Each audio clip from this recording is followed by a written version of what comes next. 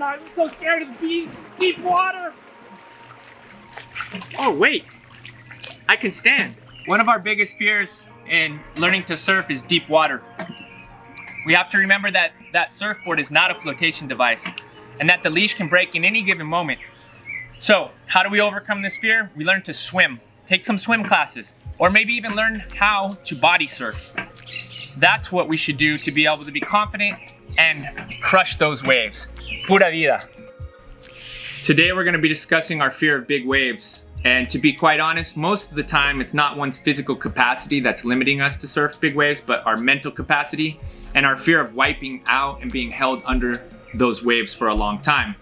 And this is typical when a panic attack starts settling in. We're not breathing properly, our heart rate builds up. And so there are a few things that we recommend to do. 3 key pieces of advice. Advice number 1, make sure that you leave the ego at home. Advice number 2, practice pranayama yogic breathing. We can help you with this.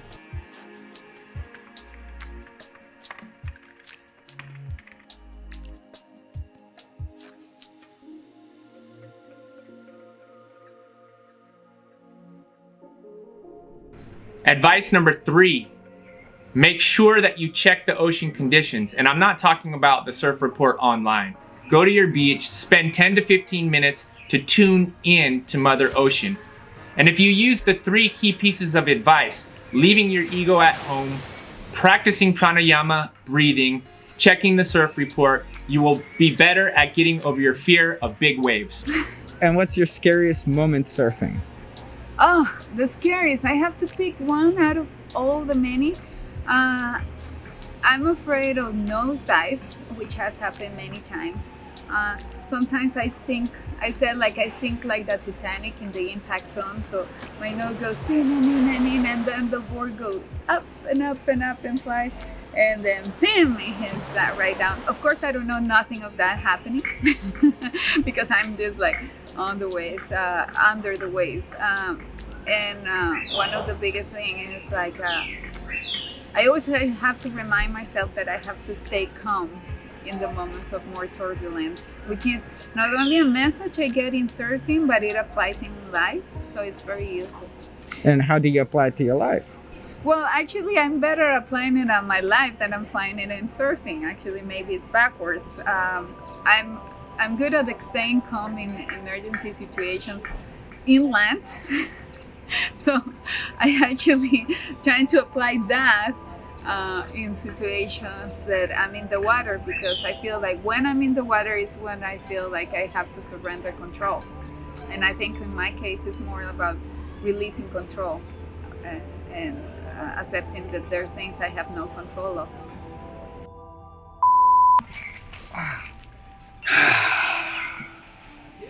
Fear of rocks and reefs. This is another common fear that people have when they're learning to surf.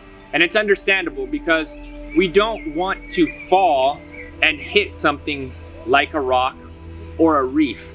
Now, granted, if you're a beginner surfer, you really shouldn't be surfing underneath, or above, I should say, rocks and reefs. The safest thing to do is to actually surf at a beach break.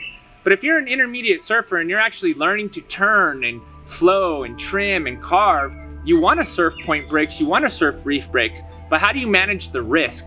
Well, there are certain ways that you can learn how to fall to reduce the risk of falling on rocks and reefs. But the most safe thing to do is to surf at a beach break until you're really confident and have board control to surf a rock or reef.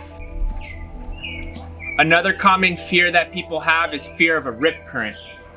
But you can survive a rip current by knowing your options. What happens during a rip current is the water from the ocean waves comes onto the shore and then it has to make its way back out. It's the ebb and flow of the water. And so what we really need to work on is understanding how to identify a rip current in the first place, which typically is choppy water at the surface or brownish murky water because it's kicking up sand and sedimentation as that current is going out to the ocean. We want to avoid rip currents by swimming in between the flags if the lifeguards have those marked. We also want to make sure that we stay calm. We practice the pranayama breathing, be chill, and raise an arm to attract attention. The other thing that we want to make sure that we do is to escape a rip current is swim parallel to the beach. Those are our escape routes. Or also let it take us all the way out and then we swing wide and in. It's really important to conserve your energy so that you can get in calmly, safely, and then enjoy your next surf session. Fear of marine life is very, very common for people that are learning to surf and even experienced surfers like myself. Now, the reality is that, you know, the fear of stingrays, jellyfish, sea urchins, and of course sharks is very real.